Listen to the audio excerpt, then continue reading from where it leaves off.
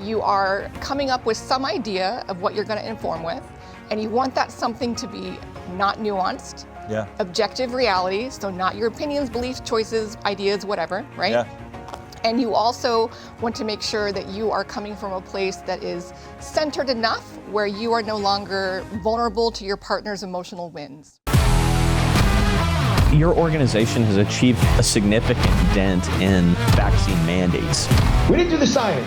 We didn't do the clinical trials. We didn't do the post-safety. But one thing we know it's rare.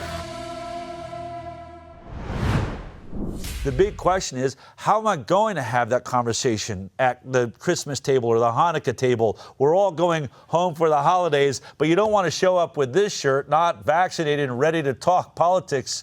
I don't think that Thanksgiving, I don't think that was the way to do it, but, nice try.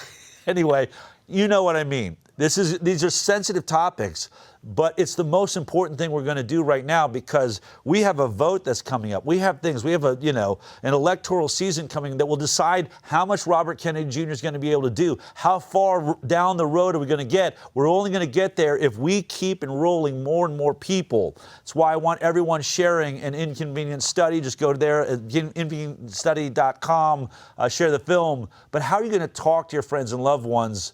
Well, I'm joined now by Carrie Bigford. That is exactly what you are doing. You've got a program to help people talk about this somewhat complicated issue. It's not somewhat complicated, it's very complicated, and we absolutely have to talk about it because we won't succeed if we can't have this conversation. And fear is one of the biggest barriers. Yeah. I know that you've been in this movement a long time, just like me. Yeah. Have you ever had one of your well-intentioned, thoughtful conversations go unexpectedly sideways with someone? Never. Well, no, but I know a lot of people that have. Absolutely. No, of course. Never I think for we've you. all, right. Especially when you're starting out. When I first was, traveling with Vaxxed, every once in a while I would get myself into a position where I, brought up a point that then gets used against me in a way I hadn't imagined. Absolutely. You don't do that twice. Yep. But it'd be great if someone had walked that road and had said, you know what, here's a mistake I've made. You don't want to make that mistake. Well, I failed forward. Great. And through lots of years of bad outreach, I developed excellent outreach. Okay. And my background is mental health. So one of the reasons why those conversations can go sideways on a difficult, polarizing, emotionally driven topic like medical liberty, it's actually biological. Humans have a two-story brain. Okay. We have an upstairs brain, which is slow, deliberative, logical. It is the excellent upstairs outreach partner brain for us. And then we have a downstairs brain, which is fast, instinctive, and a little bit always running amok based on our feelings. Okay. And the fun thing about the emotional brain's moving faster than the far faster. Okay. And even more fun, the emotional brain I think has that's the only more... brain I'm using. No. Most people are actually downstairs brain dominant, which is part of the problem. Yeah. And so we come in trying to bring with logic, and the only way to get upstairs, there's no external staircase. The only way to access someone's slow, deliberative, logical, good outreach partner for us, upstairs brain, is through the staircase downstairs. So having an awareness of what's happening in your partner and how that communication works neurologically can help you frame. So rather than trying to come in first with hard logic and facts, which won't work. I've said that my own way, which is go ahead and just bury someone in science and you will get nowhere. You'll get nowhere. You just watch the door close Absolutely. Immediately. Right. Yeah. So what we do in our approach is we actually go downstairs up. Okay. So we focus on establishing safety and trust first. We have 4 basic steps. I mean, there's a lot of tips and tricks that we have in our program to help you with communicate. But basically, we've distilled into 4 main steps. It is prepare yourself to do the work. And when you're preparing yourself to do the work, you are coming up with some idea of what you're going to inform with.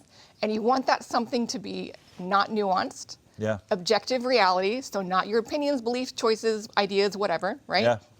And you also want to make sure that you are coming from a place that is centered enough where you are no longer vulnerable to your partner's emotional wins, right? Right. You need to be able to be centered enough to stay upstairs in your upstairs brain and not go downstairs and fight, okay? Yeah. So first step is you prepare yourself do the work. It's a really good point, right? Because that's where I think we get off, right? We Yeah. start out, we go home. It's been a big raging fight. Yep. Not going to talk to my sister again for Yep. another 6 months. Yeah. And you know, you're kicking yourself. Why did I get emotional? I was the one that had the upper hand. I had the information. Yes. It was that closed-mindedness that I was running against, and then I got emotional, and the thing just went absolutely Once south. people get upset with one another, Right. rational thinking goes out the window. Right. I mean, emotional miscommunication and emotional feelings are the main thing that derail communication. Yeah. All across the board, all cultures, all humans, everywhere. It's emotions that derail communication. Yeah. So being able to have some way to get yourself regulated emotionally so that you can stay centered enough to be on task and on topic, and mainly not vulnerable to your partner's emotional winds, is a really big deal. And also being able to replace your judgment with curiosity. Right? Yeah. Being able to identify your partner's position and empathize with it. And empathy is not agreement. Empathy is understanding your partner's position. It's not agreement. Yeah. And so after you have prepared yourself, because it's a real thing you're doing Yeah. that you need to prepare for, or you will go in flames and get an emotional reaction. It's designed for that. It's designed for We're that. designed for that. We right? are designed for that. We are designed to be downstairs brain dominant. We are designed to have that wild card, irrational nature of humans, right? And we see that everywhere, right? I experience this medical liberty all the time. Yeah. And so after you're prepared yourself and you're centered and you're ready to go and you have some idea of what non-nuanced, objective reality fact you're going to share when that point comes along, then you connect with your partner. And connection is really the step that you spend the most time on, and you never inform before you connect. You have to connect and manage that downstairs brain and establish trust and safety first, because you have to be invited upstairs. You got to remember, you're entering someone's downstairs ground floor level. Yeah. You have to be invited upstairs. You don't just show up upstairs, you're invited upstairs. And you're invited upstairs by establishing trust, safety, and connection through connection work, okay? Yeah. Absolutely. We have lots and lots. So tell me, do you have a course I can take? How does Yeah. this work? Because I think this is really super important. Again, I agree. Something I wish I'd had the time to develop some teaching I wish I'd curriculum. had me 25 You know years what I mean? ago. But you've done it. And so where do people go? How do they connect with this? Because, look, we've got, 3 weeks right now to go get ourselves prepared for what I think is going to be, here we go. I guess it's up right there, Texas for Vaccine Choice. But I can click on the promo code. So there, You can click on the promo code. You But can is there a also website? go to TexansForVaccineChoice.com. Okay, TexansForVaccineChoice.com. And you can find it there under Train with Team TFVC. Okay. So you'll be information. If you're in Texas, you can volunteer for us and take the class for free. If you're out of Texas, you can buy a ticket. It comes with this handy dandy workbook that has all kinds of exercises that walk you through and help you internalize and apply the information. But going back to Connect, another piece I really want your audience to understand was really not my idea, but it's one of the lenses that we use to help with our outreach work. And it's called the 7-38-55% rule. Okay. It was founded in the 70s by a UCLA psychology professor, Albert Mahabrian. Okay. And it's very important and very true. And what it says is, it's not what you say, it's how you sound and what you look like when you say it. Right. Only 7% of your partner's perceived meaning of you actually comes from the word spoken. I spent sad, literal years trying to find perfect, magical words. And I meet advocates all the time that are obsessing about perfect, magical words. If I could find the perfect words, well, you know what? The perfect words get you 7% of the communication puzzle. That's it. Interesting. 38%, however, comes from your tone of voice alone.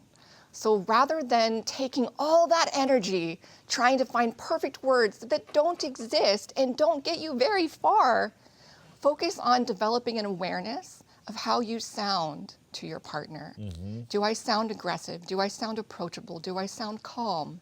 Right? Do I sound condescending? Absolutely. Right? Do I sound judgmental? Right. All of those things. Develop an awareness of your sound.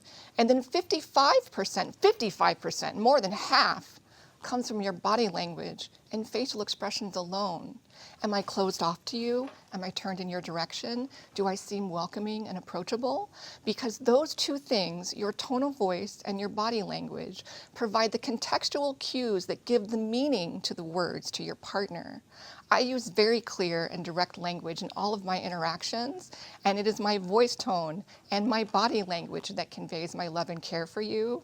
And there is nothing, I mean nothing, more powerful and magical than you and your ability to connect with the person in front of you. So connection is a very important step that should not be missed or rushed. And during that connection step, you're looking for 3 things in your discovery process with your partner. What my partner's position is, why that position makes sense to them, and what they need to shift into a different space, okay? Yeah. You discover that. And when you discover that, and you've gained trust and established safety, your prize for connecting well is gaining the influence to inform your partner. And when you inform, definitely choose something not nuanced. Don't go in the weeds, okay? Yeah. You're asking your partner to elicit a worldview shift, right?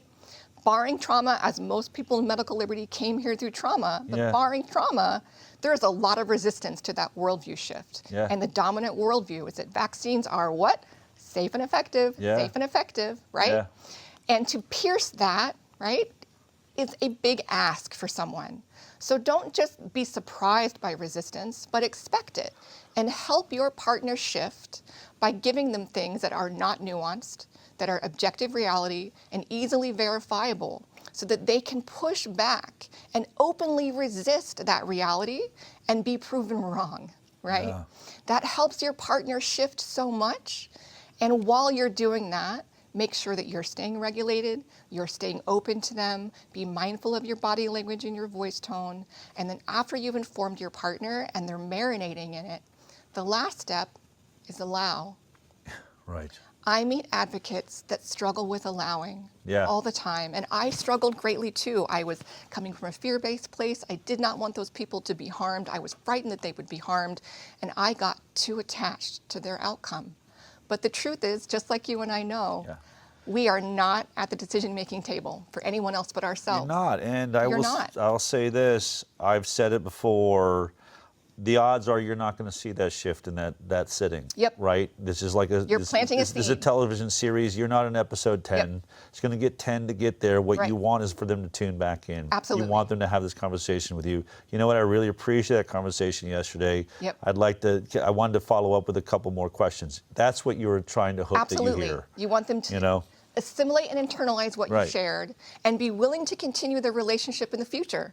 So that you can have more opportunities to help them shift. Because again, you're eliciting a worldview shift in your partner, which is a very tall order for humans to do. And it's important to recognize that. There's no 2 minutes that's going to shift anyone unless they were about to shift anyway. Right? Which you don't know. When you talking to random people is one of my absolute favorite activities. I mean, it makes me sound a little odd, but I love it. I love talking to people that I don't know and getting to see how far I can get with them and where they are on this spectrum of understanding. Because regardless of your individual choices, you want medical liberty laws in your life. You do not want bureaucratic government people to decide what happens to your body ever. This is the most important issue. If you believe in freedom, if you care about what this country represents, if you want it to last for your children and the generations to come, I do think this is the tip of the spear. I think you make a good point. I would also say what's great, they should take this course right now. You can go to Texans for Vaccine We are Choice. having a Highwire specific class on December 9th. So Tuesday, December 9th, you can do that QR code. There's a promo code to take 20% off. You'll get long class with me that's live where you can ask all the questions that you want. You'll also get a workbook mailed to you so that you can have tons and tons and tons of information to help you internalize and apply those tenets. Because again, I want you to be successful. We must be successful or we're not going to succeed. We will lose our liberty. We will lose our liberty. And we have to get the hearts and minds. We have to have this conversation with the people that we love and the people that we don't know that we love yet, right? I just had this image. I know, like, I'm one of the world's worst dog trainers. We have, like, these feral dogs in our house. But have you ever had a dog like that, right? Yep. That gets outside of the yard and they're running towards the road, and you, at first you're like, get over here, you clap, and then they look, and then now is the game, and then you yell, and now they start going more and more, and eventually you just, like, I found, like, I just drop down on my back and, like, just lay there, and I have to act like I don't care if you run that traffic, and just see if you'll come to me, because all the attention's just driving them away. It's a lot of what this game is with someone you love. Well, and you have humans, to just, you know, approach in a way where you're not pushing them away. Humans have a natural inborn defense mechanism against being controlled. It's called reactance, okay? And it's a real thing. Yeah. And part of allowing is what I call the paradox of outreach, which is when you, as the advocate, can let go of your need to control their choice, because that's what you're doing when you're too attached to their choice. That's your need to work through.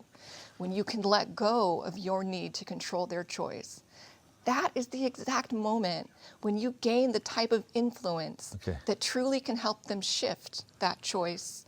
People can feel when you're not attached. My own personal growth marker of my success as an advocate has been the enhanced ease with which I can allow.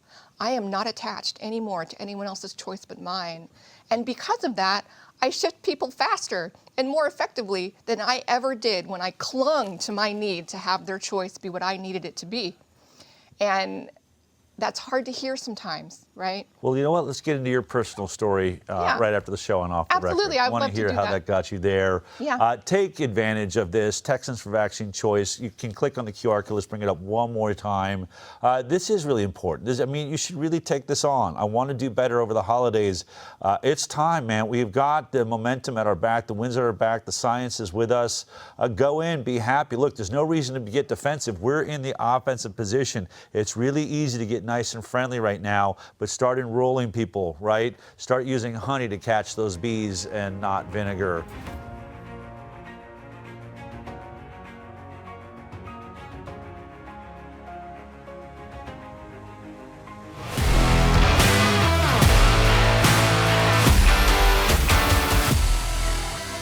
Thank you for listening to the Shot Callers podcast.